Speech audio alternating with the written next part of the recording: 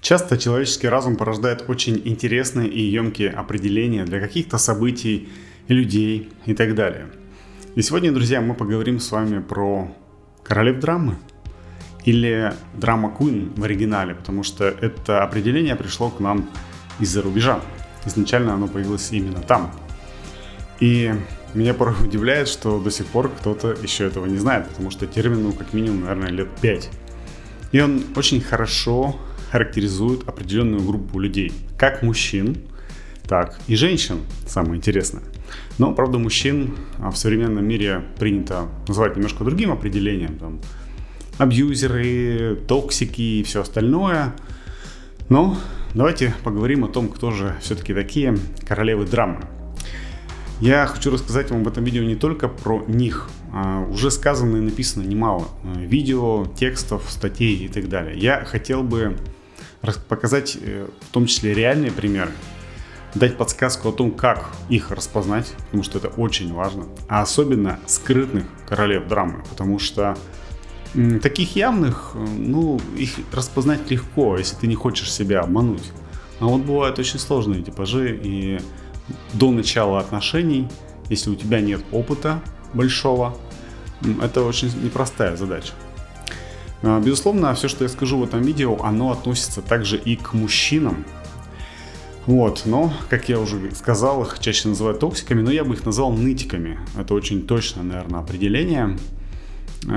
Особенно это хорошо можно заметить в комментариях к различным видео современным. Если вы посмотрите количество всяких негативных и так далее комментариев, то можно сделать вывод, что мужчин-то в современном мире, похоже, даже и больше таких. Хотя драма Queen — это определение, конечно, которое было дано по отношению к женщинам. Так вот, кто же такие драма Queen? Если говорить прям очень кратко и лаконично, это такие люди, в данном случае, например, женщины, да, у которых постоянно какие-то проблемы по жизни. Если они их не могут найти, они их обязательно создадут сами. И в этом-то их основное отличие. Например, эти проблемы могут они искать не только в отношениях. К примеру, в ваших отношениях все прекрасно. Невозможно придраться даже ни к чему. Можете быть уверены, они найдут их во внешнем мире. Например, попадет в аварию, а потом тебе нужно будет каким-то образом посодействовать в помощи и так далее. А ты, например, очень занят, не можешь в полной мере помощь оказать. Тебя обязательно завиноватят. Не оказал должную моральную, физическую поддержку, не сделал то, не сделал это. При этом у самой, например, много свободного времени. Это в качестве одного из примеров. То есть смысл в том, что ты как бы не помог так, как нужно, понимаете, да? То есть что-то не сказал так, как нужно и так далее. То есть причина для того, чтобы завиновать мужчину, то же самое и мужчина делает по отношению к женщинам, они всегда найдутся. То есть давайте еще раз договоримся, все, что я говорю, оно к мужчинам тоже относится.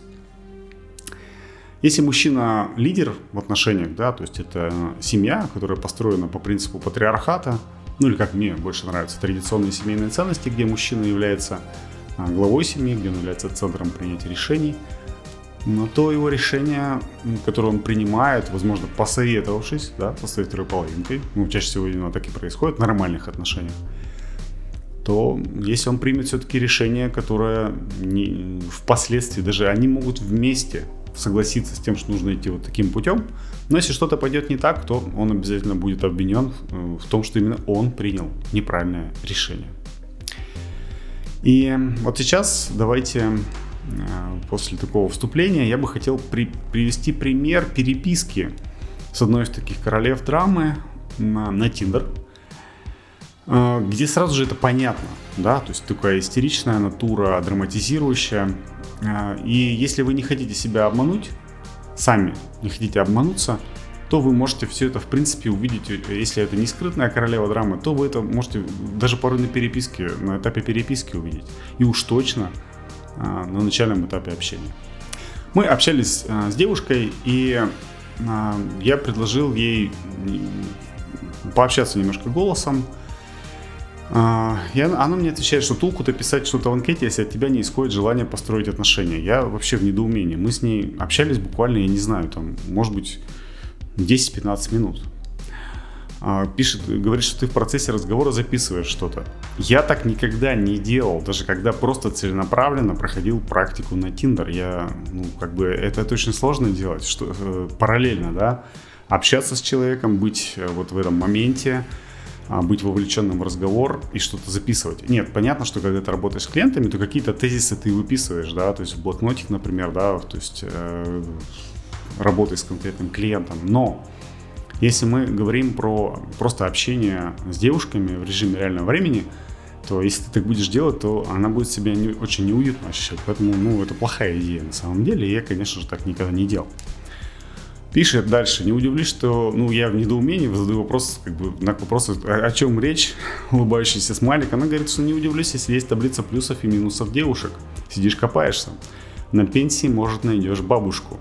То есть, понимаете, мы еще только начали общаться, и уже сразу же идет попытка найти какие-то несуществующие проблемы, обесценить то, что я пытаюсь разобраться, кто находится на другом конце провода. Таких переписок, их на самом деле, у меня примеров достаточно много. Я их еще больше разберу на своем вебинаре, который выйдет, это не вебинар, будет, скорее всего, курс. Темы его я совсем скоро анонсирую. В том числе мы будем разбирать вопрос о том, как найти таких скрытных королев драм, потому что это очень непростая задача. И я нигде не видел методики, как выявлять их до начала отношений. Потому что когда отношения начнутся, это все всплывает достаточно быстро. Но если вы не хотите с девушкой вступать в интимную близость до выяснения того, кто она на самом деле такая, то этот метод, он будет, пожалуй, единственным. Так почему возникают такие вообще скрытные королевы драмы, да? То есть чаще всего. Из того, что мне доводилось видеть, во-первых, это девушки, либо у них очень мало отношений с мужчинами было, и они, скажем так, растянуты, что ли, во времени. Она не меняет часто мужчин, как это принято в современном мире. Она все-таки более избирательна. И во время этих перерывов, мне, например, встречались кейсы такие, что девушка целый год не встречалась с мужчинами, не вступала ни в какую интимную связь. Бывали случаи и 2 года. И в этот момент она становится, совсем другим человеком, такое ощущение. То есть она становится более такой женственной, покладистой. То есть все эти признаки феминности, да, если их посмотреть, в интернете погуглить, то они начинают в ней проявляться снова. То есть она становится больше похожа именно на ту женщину, которую хочет, каждый мужчина, если он хочет создать здоровую семью. И я это связываю с тем, это мое личное мнение, что все-таки сексуальная жизнь, эта интимная близость с мужчинами, она каким-то своеобразным образом, да, воздействует на темную сторону личности. Вообще, и мужчин тоже точно так же, да. То есть мы, когда долго воздерживаемся, когда находимся где-то в изоляции и так далее, мы другими становимся. Может быть, вы замечали это, да, когда вы уезжаете откуда-то далеко, находитесь наедине с собой, либо в очень ограниченном взаимодействии с людьми, то ваше состояние, оно уравновешивается. Вы становитесь более спокойным, размеренным, рассудительным, да, во всех смыслах. И здесь примерно то же самое. То есть все-таки, это может быть странно звучит от психолога, да, но тем не менее интимная близость, она каким-то образом все-таки стимулирует проявление в нас, в том числе и плохих качеств. И в данном случае я и говорю, что это как проявление такой темной стороны нашей, да, воздействие на нее. Не то, что человек становится плохим каким-то и так далее, но хороший пример, кстати, возьмите, например, девушку, у которой еще не было никогда мужчины, и какой она становится обычно через год после наступления в этой половой зрелости. Это же, как правило, 2 разных человека. И я об этом и говорю, да, то есть то, что все-таки это имеет очень большое значение. И девушка, у которой никогда не было мужчины, это как кот в мешке. То есть ты не можешь понять, какой она будет после того, как у вас начнутся отношения. Все это будет понятно только где-то через год, может быть раньше. Но до этого момента о ней очень сложно делать какие-то прогнозы. Так вот, возвращаясь к этим девушкам, у которых не было долго отношений, они реально становятся другими. То есть в хорошем смысле этого слова, с ними приятно общаться, у них очень приятная энергетика такая женственная и так далее. Но как только, и чаще всего что они говорят, то есть, например, спрашивают, почему у тебя не сложились отношения. Почти все они говорят, что вот мне попадались не те мужчины, а одна вот конкретно говорила, мне попадались нарциссы, психопаты, и прочие там, в общем, варианты она называла. Вот адекватного такого человека, с которым можно было построить семью и детей, я не встречала. Мне так интересно было, там было больше 10 мужчин. Я думаю, неужели вот все такие, психопаты, нарциссы, макиавеллисты там и все остальное? Мне было немножко странно. И она говорит, что я вот мечтаю просто встретить мужчину, с которым бы можно было просто общаться, в смысле строить отношения, где не было бы никаких конфликтов и ссор. И вы знаете, она ведь впоследствии нашла такого мужчину. И да, у них начались отношения, все хорошо. И что вы думаете? То есть мужчина не создает вообще никаких проблем. Вот все, что было у нее там в прошлом, оно все было в прошлом. В настоящем нет никаких проблем. Она создала эти проблемы сама. То есть просто вот так вот жить и радоваться в отношениях, это скучно для нее было. Нужны какие-то эмоциональные качели. Она их нашла, она их придумала. И вы можете подумать, наша жизнь, она такая вот разная, какие-то вызовы нам и все остальное предлагает. Невозможно быть вот таким, знаете, жить без проблем и так далее. Вот я могу еще один пример привести. Я его хотел в другом видео, но я знаю одну жену миллионера долларового. Он живет в Екатеринбурге. И вот женщина, она как сыр в масле. У нее есть все. Все, что она захочет. То есть захочет на вертолете там полетит куда ей нужно. То есть у нее есть все возможности, да, которые нам даже порой сложно представить. Как вы думаете, она что, вот у нее нет проблем с мужчиной, она полностью довольна? Нет. Это такой же вот типаж. Что она говорит? Что иногда говорят такие женщины? Лично она в том числе. Жалуются там, в том числе подружкам. Ой, мне так не хватило романтических вот этих вот отношений с мужем на начальном этапе жизни. И сейчас мы уже это все наверстать не можем. И вот вы понимаете, то есть это же просто абсурд. Какой смысл об этом вообще сожалеть? Да, человек занятой. Вот эти все романтические отношения, навеянные турецкими сериалами, голливудскими фильмами и всякой клюквой, это же инфантилизм в чистом виде. И сожалеть о том, что уже позади и никак невозможно вернуть, хотя вот в данный момент времени ты находишься в положении, лучше которого представить в принципе сложно, но это вот как раз про королев драмы. Они находят проблему даже там, где их найти обычному человеку было бы крайне сложно, но изящный ум человеческий сможет обязательно это сделать. Вот такие вот парочку примеров я вам привел. И что можно еще распознать, это, как правило, уже в отношениях происходит, может быть, даже до наступления какой-то интимной близости, но уже, как скажем, такая коммуникация налажена, вы не первый раз точно видитесь.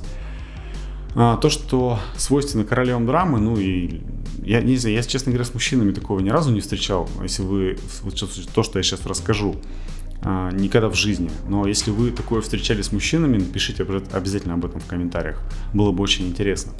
Так вот, иногда возникает какое-то недопонимание в отношениях. Например, мужчина, он как-то не так выразился. Он неправильно сформулировал свою мысль.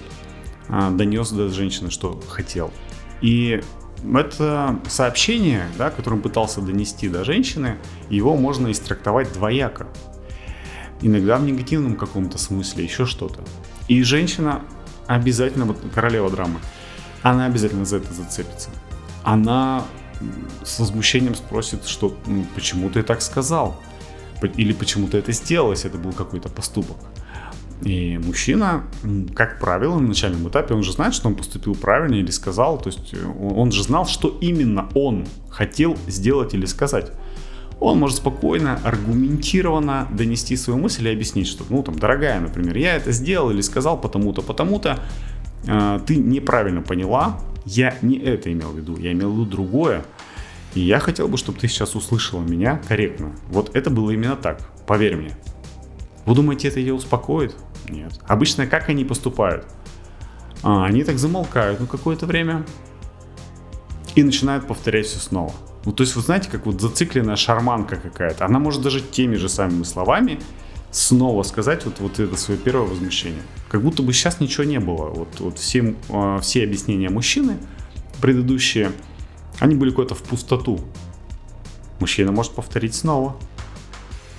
Все, снова зациклится. И так чаще всего, мне кажется, у мужчин это, они 3 раза могут это сделать, потом уже, наверное, у самого мужчины сдают нервы. Он так думает, ты тупая, что ли, я не знаю. Я тебе только что 3 раза все аргументированно объяснил, ты не понимаешь. И вот тут как раз-таки происходит то, чего она добивается на самом деле.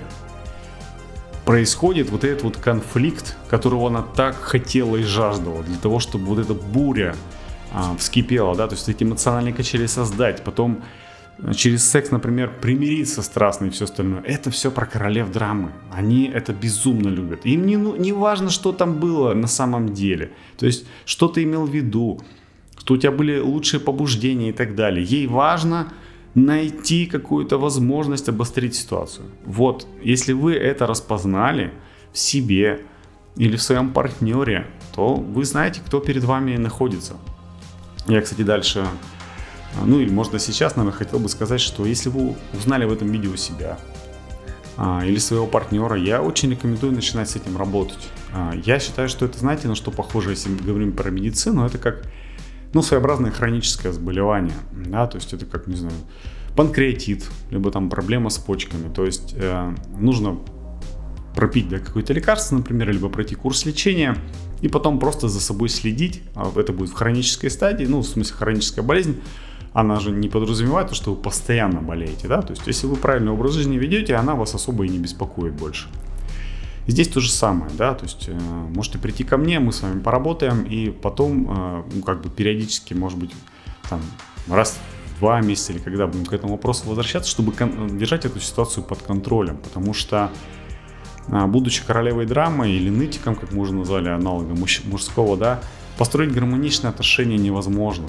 Это будут постоянные эмоциональные качели. А эмоциональные качели, они подразумевают, это как сначала происходит выброс стрессовых гормонов, а потом происходит выплеск, например, дофамина, эндорфина и так далее, да, когда вы примиряетесь. И вот эти эмоциональные, да, и перепады в потреблении, назовем это так, нейромедиаторов, они вызывают зависимость. И чаще всего в таких отношениях вот эти эмоциональные качели и конфликты, их частота нарастает, нарастает их, скажем так, глубина, что ли, да, то есть и эти ссоры становятся больше.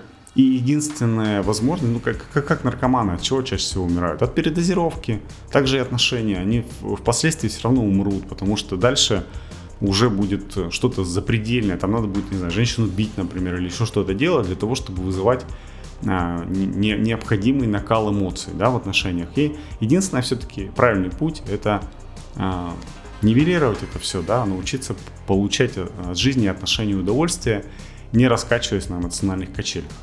А с этим может помочь только психолог, так что обращайтесь, добро пожаловать. Ну что, давайте подводить выводы. Я думаю, что вы прекрасно поняли, кто такие королевы драмы, либо нытики, если мы говорим про аналог мужской. И вы сможете распознать теперь такого человека и понять, что строить с ним гармоничные отношения – это непосильная задача, если у него не возникнет у самого желания исправить это в себе. Если все не слишком еще запущено, то я думаю, что это возможно. Я обязательно на вебинаре, или, правильно сказать, курс, да, который совсем скоро будет. Он будет посвящен в том числе практике. И там будут практические примеры, они будут более личные истории, будут не такие, как я рассказал сейчас, а гораздо более интересные и то, что мне приходилось слышать и переживать лично. В том числе поговорим про королев драмы, как их распознать, я уже говорил про... И моя методика про то, как заранее распознать изменщицу в женщине, тоже мы поговорим. Все это будет очень интересно, так что дождитесь анонса. Вот, ну и обязательно приходите на консультации, чтобы не быть королями или королевами драмы. До новых встреч!